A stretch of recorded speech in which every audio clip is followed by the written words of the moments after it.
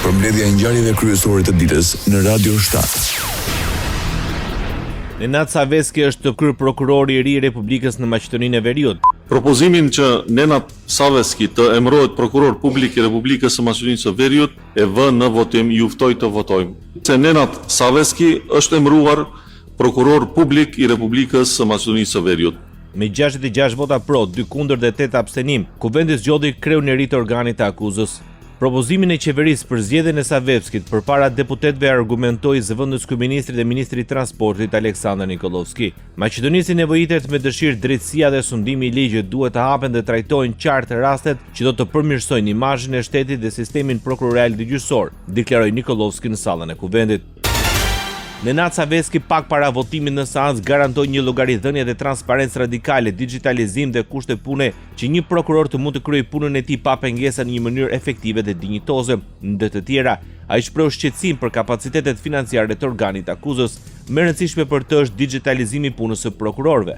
Pra ajo që shpesh kritikohet për prokurorin është se punon ngadalë, lëvizoi kandidati për prokuror në Republikën e Maqedonisë së Veriut duke premtuar digitalizim të sistemit për të frenuar bllokimin e dosjeve nënsirtare të prokurorëve. Opozita në Republikën e Maqedonisë së Veriut denoncon rritjen e çmimeve të derivateve të naftës dhe mungesën e reagimit nga ana e qeverisë. Përfaqësuesi i Bashkimit Demokratik për Integrim, Imrane Veliu Aliu, në një konferencë përshtyp deklaroi se konsumi i derivateve për transportarin në rreth 720.000 tonë në vit, përkatësisht 60.000 tonë në muaj dhe rreth 2.000 tonë në ditë. Bazuar në këtë konsum, BDI vlerëson se mos ndërhyrja e institucioneve po kushton qytetarëve dhe bizneseve rreth 685.000 euro në ditë, apo mbi 5.1 milion euro në një javë. Sipas kësaj analize, vetëm gjatë 2 javëve të fundit qytetarët kanë paguar mbi 10 milion euro më shumë për karburantet. Rritja e çmimeve prej 21 denar për litër ka goditur drejt për drejt qytetarët që udhëtojnë drejt Shkupit.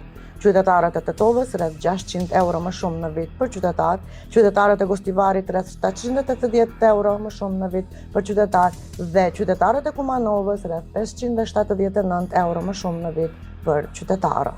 Këto janë shifra alarmante të cilat rëndojnë drejt për drejt mbi buxhetin familjar dhe përkeqësojnë në standardin jetësor të vetë qytetarëve. Andaj kërkojmë masa urgjente nga qeveria për të mbrojtur qytetarët dhe ekonominë nga këto shifra të papërballueshme. Ju falemnderit. Ministria e Shëndetësisë në Republikën e Maqedonisë së Veriut premton ulje të çmimeve maksimale të barnave për vitin 2026. Paraqikohet ulje për barnat aty ku ekzistojnë tregues të përshtatshëm të tregut. Vendimet me çmimet e reja maksimale të reduktuara janë publikuar në faqen e internetit të Ministrisë me ulje të arritura për një total prej rreth 343 lloje barnash. Prej tyre, 156 janë origjinale, 174 gjenerike dhe 13 barna nga importet të ndërhyrjes. Çmimet e reja do të fillojnë të zbatohen nga 1 maj këtij viti pas një periudhe në të cilën kompanitë farmaceutike do të harmonizojnë çmimet në shitjen me shumicë dhe pakicë. Opozita shqiptare në Republikën e Maqedonisë së Veriut akuzon pushtetarët shqiptar për mos respektimin e gjuhës shqipe. Deputeti BDI-s, Blerim Bexheti, publikoi mesazhe të kuvendit ku shihen të jenë vetëm në gjuhën maqedonase. Për këtë Bexheti akuzoi kreun e kuvendit Afrim Gazhi. Ky nuk është më debat politik, është çështje dinjiteti dhe rendi kushtetues. Gjuha shqipe nuk është dekor, është vije kuqe, deklarojnë nga Bashkimi Demokratik për Integrim. Për këtë deklaratë reagoi deputeti Avlen Saranda Imeri Stafaj. Ajo tha se mënyra se si bëhet kërkesa ndikon në gjuhën e mesazheve që dërgohen.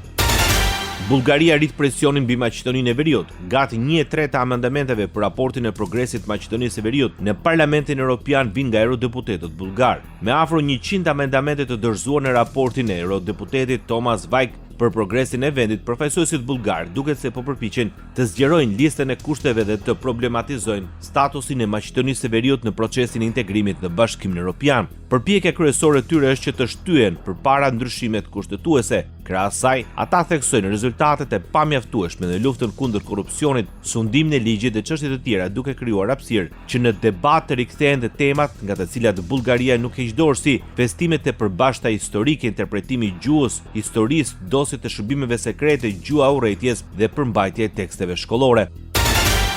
Opozita maqedonase LSDM paralajmëron se vendi po mbetet pas në procesin eurointegrues për shkak të mos angazhimit të qeverisë. Venko Filipçe theksoi se përderisa vendet e rajonit po ecin me hapa të mëdha drejt integrimit, shqetësues mbetet qëndrimi i qeverisë që sipas kreut të LSDM-s i thot ndal Europës, ndërsa i hap dyert botës serbe. Nga Europa ka në vërejtje se politika jon po devion pak nga politika e përbashkët e sigurisë e BE-s dhe ai është momenti i parë. Momenti i dytë se nëse tani e lëshojmë këtë mundësi, prioritetet nesër mund të ndryshojnë. Ndoshta do të jepet prioritet Moldavisë, Ukrainës dhe vendeve të tjera, paralajmëroi LSDM-ja maqedonase. Me fluturimin e së martës përfundoi evakuimi të gjithë shtetësve të Maqedonisë së Veriut nga vendet e lidhjes së mesme që deri tani janë regjistruar dhe kishin shprehur gatishmëri për evakuim. Informacionet vijnë nga Ministria e Punëve të Jashtme dhe Tregtisë. Me fluturimin e 5 u evakuuan 147 udhëtarë, nga të cilët 119 janë shtetas të Maqedonisë së Veriut dhe 28 shtetas të huaj. Rajoni. Tragjedi me shqiptarët e Kosovës në Austri. 3 punonjës shqiptarë ndërruan një jetë dhe një tjetër mbeti plagosur rënë në Vjenë. Informacionet zyrtare tregojnë se shkak për tragjedinë u bë rrëzimi i skelave. Policia e Vjenës tregon se 3 nga 4 punëtorët e vdekur në punishten e ndërtimit janë shtetas kosovar. Zyrtarisht thuhet se policia e Vjenës së bashku me inspektoriatin e punës filluan hetimet të gjitha drejtimit për të gjetur shkakun e tragjedisë pa dhënë detaje për aksidentin tragjik. Ambasada e Republikës Kosovës në Vjenë konfirmoi se viktimat janë Pajtim Berami 26 vjeç, Aslan Mysliup 49 vjeç, kurse personi i tretë sipas njoftimit është Istrev Zekaj. Krerët më të lartë të qeverisë dhe shtetit në Kosovë shprehën keqardhje për tragjedinë. Përmes një postimi në rrjetet sociale, kryeministri Albin Kurti ka shprehur ngushëllimet e tij për familjet e viktimave. Qeveria e Republikës Kosovës është në komunikim të ngushtë me ambasadën tonë në Vjenë për të ofruar të gjithë mbështetjen e nevojshme, shkruan Kurti. Ngushëllime për familjet e viktimave shpreu dhe kryetare e Kuvendit të Kosovës Albulina Xhiu. Opozita në Kosovë akuzon kryeministrin Albin Kurti për fryrjen e administratës së qeverisë. Shefi i grupit parlamentar të Aleancës për Ardhmërinë e Kosovës Besnik Tahiri në një konferencë për media bëri një analizë të strukturës së kabinetit qeveritar. Sipas tij, 453 persona janë emëruar politikisht. 49 kryeministri, 64 tek zavendës kryeministrat, total 2 plus 1 në zyrët kryeministrit, 238 të mnuar politik me një nënshkrim në për ministri, të zavendës ministrat 102. Kjo qeveri i ka 453 njerëz që mundet me i emnu politikisht. Sipas kreut të deputetëve të Aleancës për Ardhmërinë e Kosovës, ministrit kanë portofol fiktiv me qëllimin e vetëm për të rritur numrin e ministrive për të pasur sa më shumë staf të emëruar politik dhe të njëjtën kohë për të akomoduar agjendën e tyre partijake. Në përqindje, 46% janë këshilltar politik, 17% jashtëm, 37% janë në punë civile. Ai të e pa do të thotë mbi çfarë baze është ndërtuar struktura e kabineteve sipas kategorive. Angazhimi i NATO-s ndaj Ballkanit Perëndimor ishte në thelb të takimit në selinë e NATO-s ndërmjet zëvendës sekretare përgjithshme të NATO-s Radmila Shekerinska dhe profesuesi special të Bashkimit Evropian për dialogun Prishtinë-Beograd Peter Sorensen. Shekerinska theksoi partneritetin midis NATO-s dhe Bashkimit Evropian në ruajtjen e paqes dhe stabilitetit në Kosovë dhe Mexhir. Ajo tha se NATO vazhdon të bëjë atë që është e mundur ushtarakisht në terren për të mbrojtur paqen për të mirën e të gjithë njerëzve që jetojnë në Kosovë. Shekerinska nënvizoi se zgjidhja përfundimtare për stabilitet të qëndrueshëm rajonal është politike.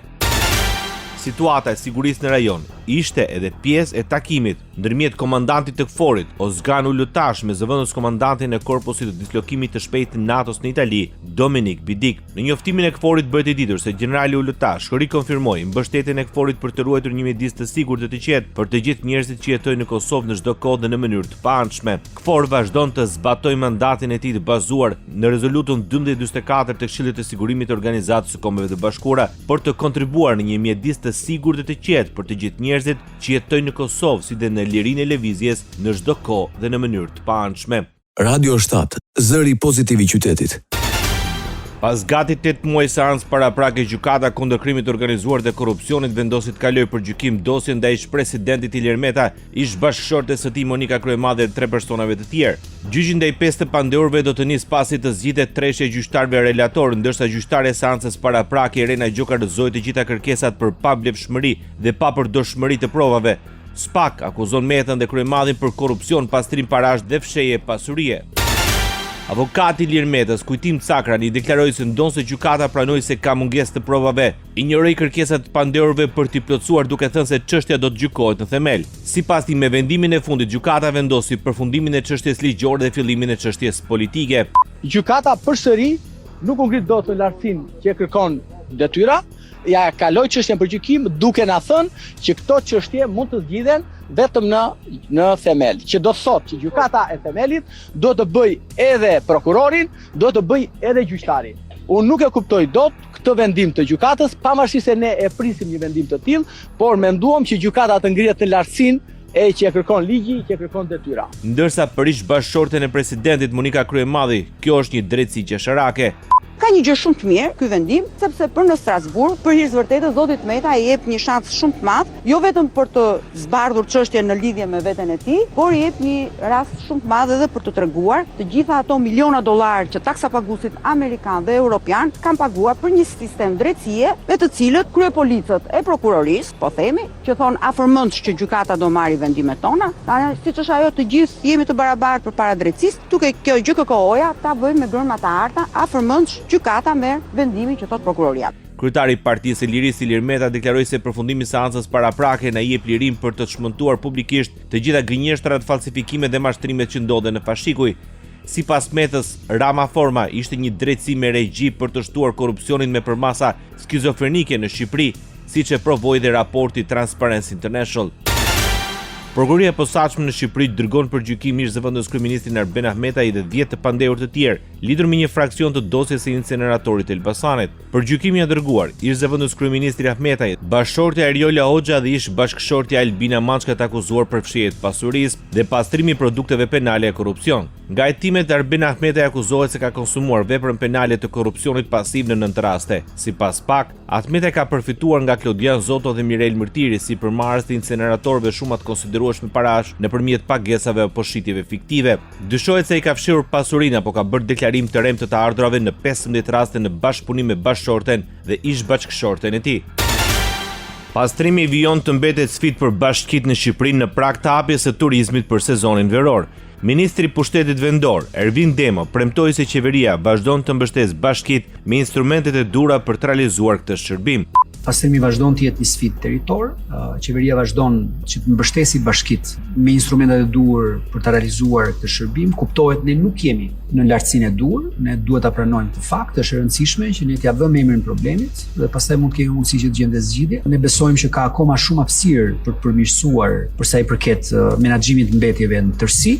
Lidhur me qasjen institucionale, ministri premtoi se po shihet ndërtimi e një modeli të ri të qëndrueshëm. Kjo nuk duhet të jetë një gjë sezonale, kjo nuk duhet të jetë një gjë thjesht për sezonin turistik, por duhet të jetë një qasje e strukturuar institucionale, duke filluar në nivel vendor, por patjetër edhe për agjencitë e qeverisë qendrore. Ne jemi duke ndërtuar, që të jemi sinqert, ose jemi në fazën e diskutimit edhe me Ministrinë e Mjedisit, edhe me aktorë të tjerë institucional, por edhe me vetë bashkitë, për të ndërtuar një model shumë të qëndrueshëm, sidomos ku flasim për mbetjet në të gjithë pjesët e territorit. Deklaroi ministri i Pushtetit Vendor Ervin Demo. Ndoqët edicionin informativ të lajmeve në Radio 7, zëri pozitiv i qytetit.